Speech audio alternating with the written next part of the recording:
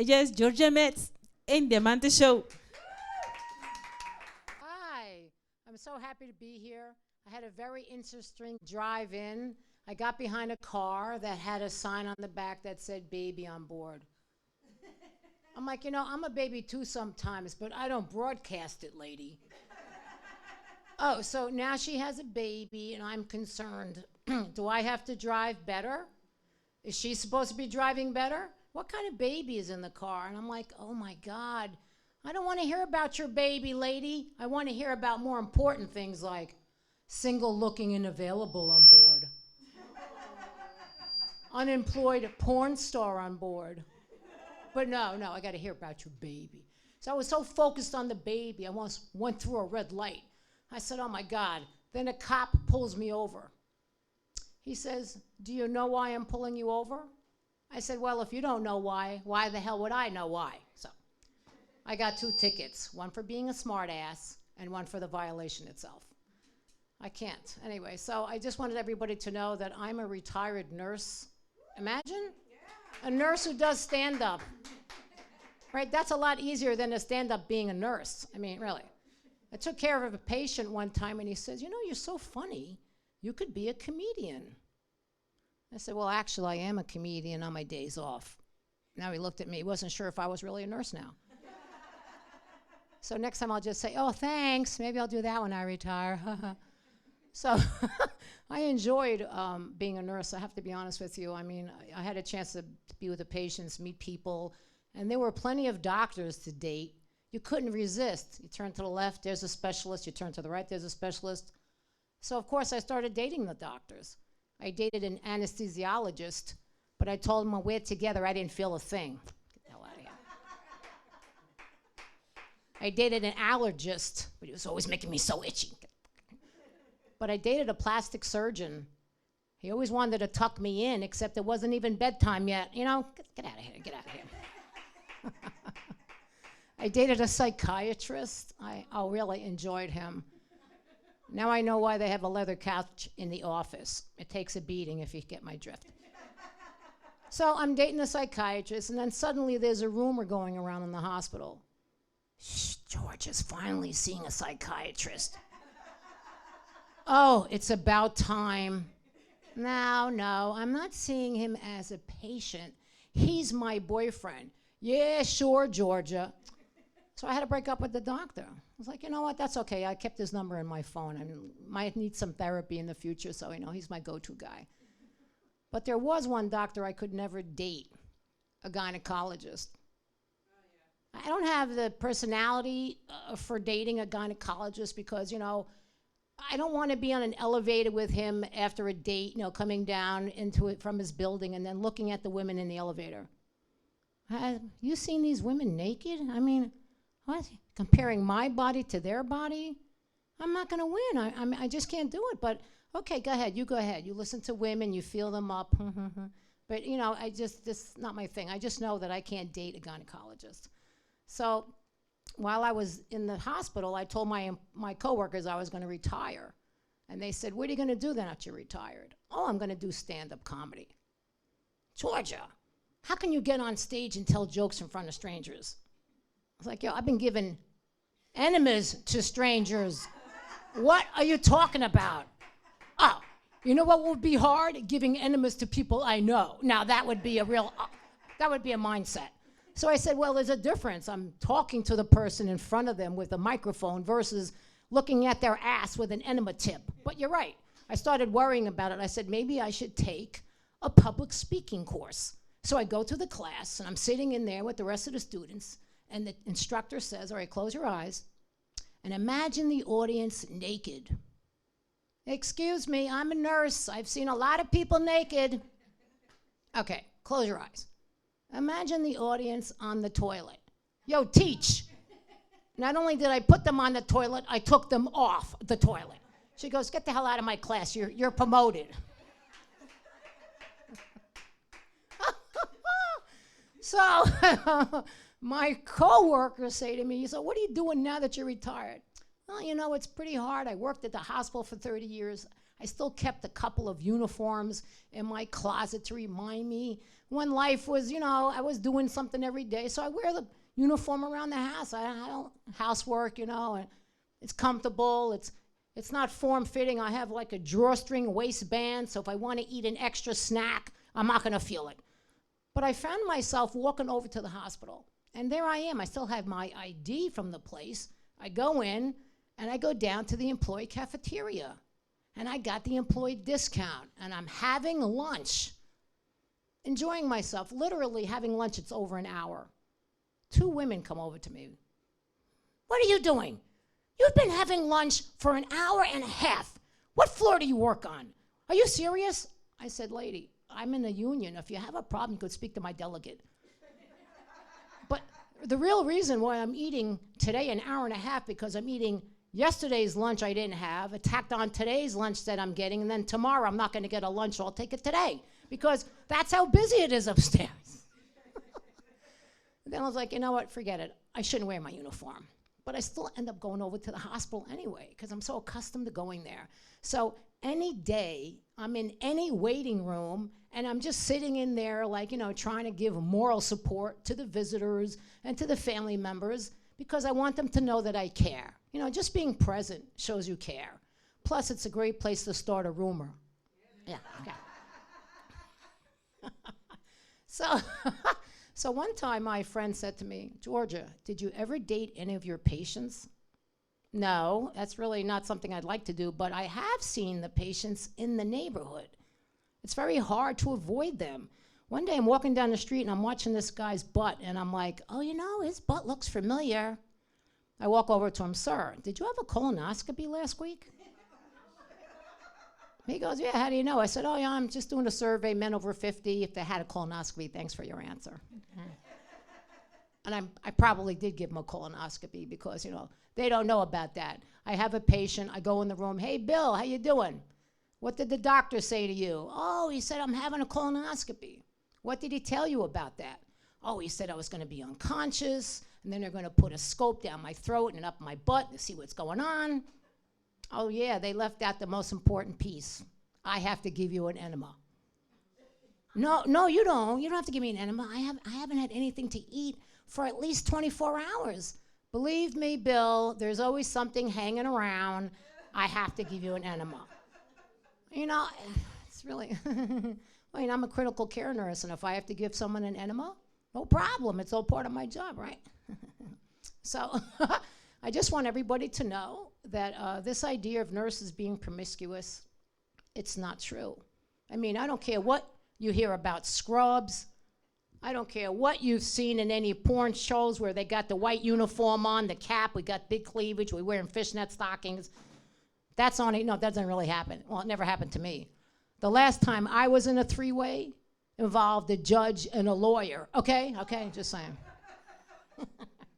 So now that I'm retired, I have time to spend, doing comedy, and I'm also, I'm single. I don't like to say that too often about how single I am. Trying to find a man who's eligible is like trying to find a healthy person in a hospital. It's almost impossible. They're always lying about something. I'm separated from my wife. Oh yeah, you mean you're separated by a bed? You're not separated.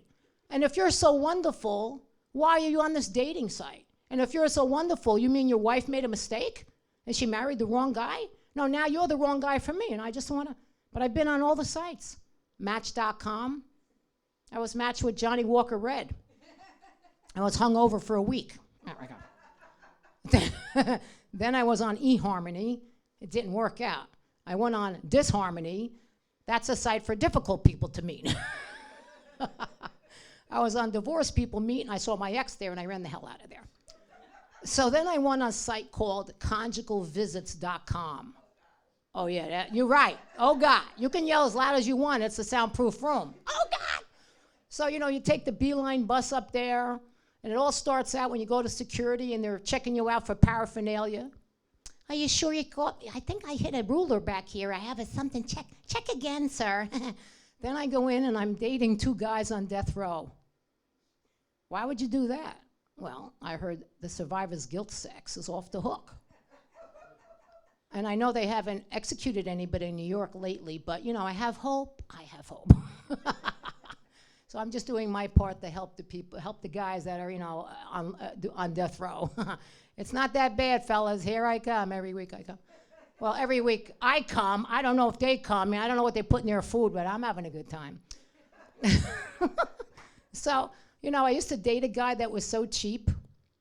He's dating a girl named Penny. I'm not joking. And she's an accountant. I was like, would you hire someone named Penny to be your tax accountant? I'd rather hire Rich. That's my tax accountant. At least I know I'm going to get some money back in the deal, So I'm having some construction done around my property. And I don't want the men to think I'm stupid, so I look up the terms in construction. Okay, let's start with all the men in construction have to wear a hard hat. So I said, well, do you have to be hard to wear the hat? Or do you get hard when you have the hat on? I don't know. Sounds a little suspicious. Anyway, they're all walking around with a hat on. Then I said, let me look at the kind of tools that they use so I can act like I know what they're doing. So the first tool I see is a wrench. Now, if you close your eyes and think of a wrench, and you open your eyes, and then it's an Allen wrench, which looks like this. It's an odd-looking wrench. And I said, who did Allen have to go to bed with to get a wrench named after him? This isn't looking like an Allen wrench. The second most popular tool used by construction is a Phillip head screwdriver. It's always about men. A Phillip head. Did you ever see the head of the Phillip screwdriver? It looks like a birth defect. Yo, if I were you, Phil, I'd be getting a lawyer right now because this is not supposed to be born with this. It looks really uncomfortable. The other thing that construction workers use is something called a boning rod. Hey, why didn't you guys start on February 12th? I could have used a boning rod on Valentine's Day. Too bad.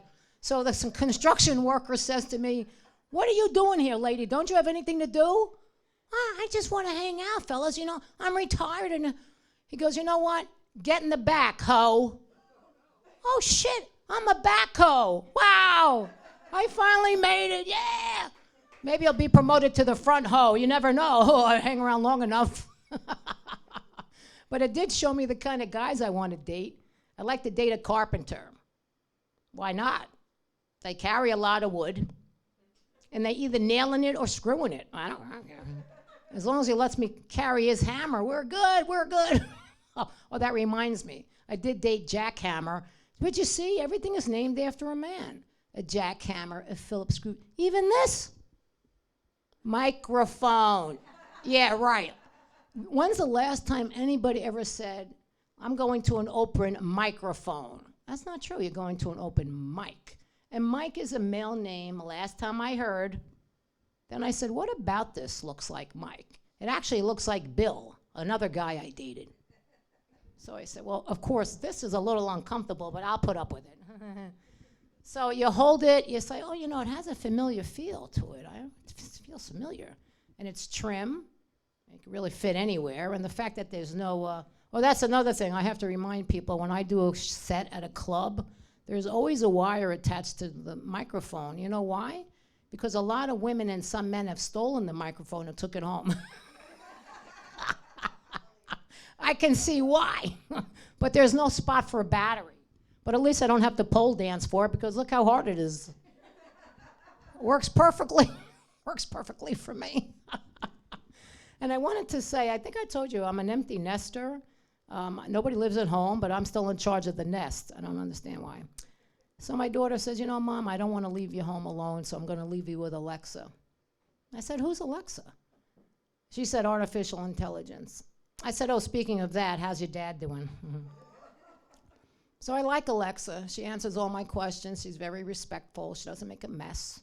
We get along great. So I told my daughter, I rewrote my will. Alexa gets a third. You get a third. Your brother gets a third. Yeah, thanks a lot. I really appreciate that. So the other day, my son was asking me, Mom, how you doing? I said, oh, my knees are killing me when I'm walking up the stairs. Sometimes I can't even get to the top of the step. He goes, Mom, maybe you should get a chair lift. A chair lift? I need a breast lift, a butt lift. What the hell am I spending money on a chair? Listen, I'll just live in a tent. Anything to get a breast lift. I don't give a damn. I mean, come on, will you? I did go to a plastic surgeon, and I said, hey, I want a mommy makeover. He said, why? I said, so I can have a daddy takeover. What other reason would there be? Huh? I want the before baby body. It didn't even look like that. I want it before I got married body. Huh? How far back am I going to go? Oh, my God. Let's see. So I have this beautiful smile. Yeah. It's Colgate, and it's also my dentist. He treats me like royalty. I have more crowns in my mouth than Buckingham Palace. Just saying. You said it's got a 10-year warranty. I said, I hope I live 10 years. So what are you going to do, Jorja? What's the first meal you're going to have with your brand new smile? I said, I'm going to have the most expensive thing on the menu, steak and eggs.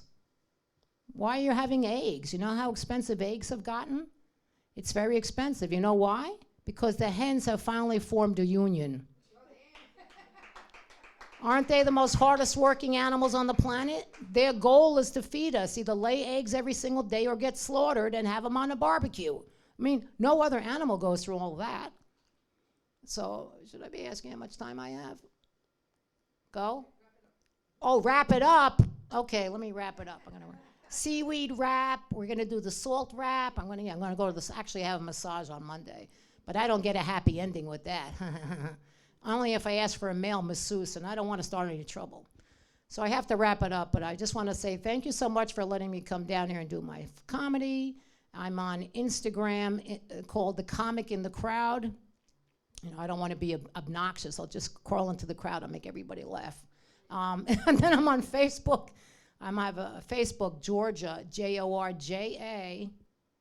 Now, don't make a mistake, Jorjarn. I know, that's a set right there, why my mother named me with 2 J's. She was the first comedian in the family. It's been fun, Mom. Thanks. Thank you. Thank you.